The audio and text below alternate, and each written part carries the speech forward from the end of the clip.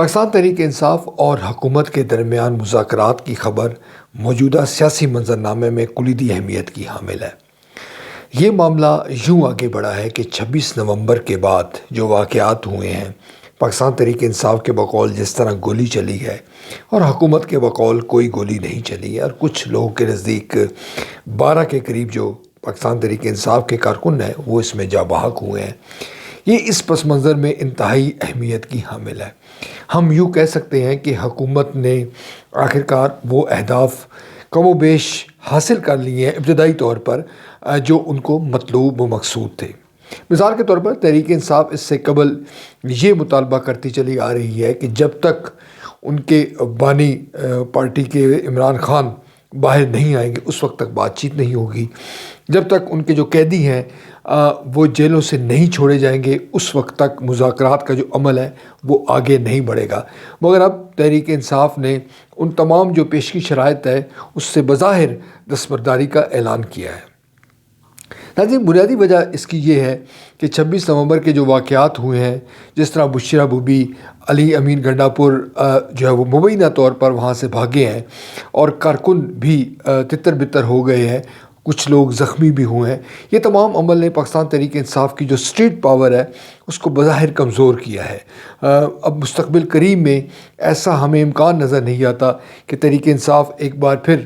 اسلام آباد کی جانب چڑھائی کرے، کوئی بڑا جلسہ جلوس کا انعقاد کرے پنجاب کے اندر یا اسلام آباد کے اندر۔ پاکستان تحریک انصاف کو اب شاید یہ ریئلائز ہو گیا ہے کہ اگر ہم کو مزید اقدامات اٹھائیں گے تو اس کے نتیجے میں جو ہماری مشکلات ہیں وہ بڑھ سکتی ہیں۔ سول نافرمانی کی جو تحریک ہے، عمران خان نے جس کا اعلان کر رکھا ہے، اب کچھ باخبر حلقے یہ دعویٰ کر رہے ہیں کہ تحریک انصاف اس سے بھی دستبردار ہو سکتی ہے اور یہ پلی لے سکتی ہے کہ چونکہ حکومت کے ساتھ ان کی بات چیت کا عمل آگے بڑھ رہا ہے، لہٰذا وہ اس حوالے سے ابھی یہ جو تحریک ہے، جو سول نافرمانی کی تحریک ہے، وہ شروع نہیں کریں گے۔ اگرچہ یہ تاثر موجود ہے کہ عمران خان نے اعلان کر رکھا ہے، مگر جو خبریں ہیں وہ آ رہی ہیں کہ تحریک انصاف اس بات پر بڑی حد تک کنونس ہے، اس کی قیادت، کہ اس وقت حالات کسی طور پر سول نافرمانی کی تحریک شروع کرنے کے حوالے سے سازگار نہیں ہے، چونکہ جو معاملات 26 نومبر کو جو واقعات پیش آئے ہیں اس نے بظاہر تحریک انصاف کی جو احتجاجی سیاست ہے عارضی طور پر ہی صحیح اس کو کمزور کیا ہے۔ پی ٹی آئی کی یہ حکمت عملی کہ ایک بار پھر وہ قومی اسمبلی میں گئی ہے، اسپیکر اسمبلی سے بات کی ہے بیرسٹر گوہر نے اور دیگر ان کے جو اہم رہنما ہیں جو اراکین قومی اسمبلی بھی ہیں، تو اس سے یقینی طور پر یہ بات جو ہے یہ واضح ہو گئی ہے کہ پی ٹی آئی نے اپنی اسٹریٹجی میں تبدیلی کی ہے۔ ہم یہ بھی جانتے ہیں کہ پاکستان کسی طور پر مزید محاذ آرائی کا متحمل نہیں ہو سکتا۔ اگر ہم اس بات پہ یقین رکھتے ہیں کہ جو پارلیمنٹ ہے، جمہوریت میں پارلیمنٹ کی کلیدی اہمیت ہے، تو ہمیں یہ پلیٹ فارم استعمال کرنا چاہیے۔ سیاست میں جو صبر ہے، جو اس کی ٹائمنگ ہے، وہ بڑی کلیدی اہمیت کی حامل ہے۔ اگر تحریک انصاف جلد از جلد کچھ حاصل کرنا چاہتی ہے تو شاید ایسا ممکن نہیں ہوگا۔ اس کے نتیجے میں اس کے لیے مشکلات اور مسائل بڑھ سکتے ہیں، جس سے جو اس کا ووٹر ہے وہ بیزار بھی ہو سکتا ہے۔ الیکشن کے نتائج کچھ بھی آئے ہوں، اور اگر یہ بات اب طے ہو رہی ہے اور سپریم کورٹ میں ایک مقدمے کی سماعت بھی ہونے جا رہی ہے جس میں تحریک انصاف کے بانی جو عمران خان کے اعتراضات ہیں کہ 8 فروری کا الیکشن ہے اس میں دھاندلی ہوئی ہے، تو یقیناً امید کرنی چاہیے کہ اس معاملے کا فیصلہ بھی ہو جائے گا۔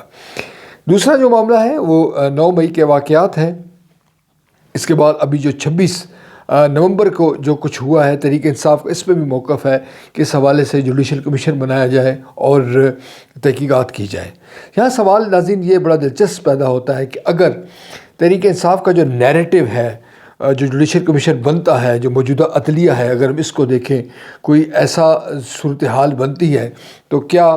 جو جوڈیشل کمیشن کے جو نتائج ہوں گے، جو اس کی فائنڈنگز ہوں گی، وہ تحریک انصاف کو قابل قبول ہوگی؟ یہ ایک بڑا سوال ہے، اور تحریک انصاف اگر اس پر بضد نظر آتی ہے کہ عدالتوں کے ذریعے وہ اپنے مسائل کو، سیاسی مسائل کو حل کریں گے، تو یہ پوچھا جا سکتا ہے کہ اگر نتائج اس تمام عمل کے تحریک انصاف کی توقعات یا خواہشات کے برعکس آئیں تو پاکستان تحریک انصاف پھر کہاں کھڑی ہوگی؟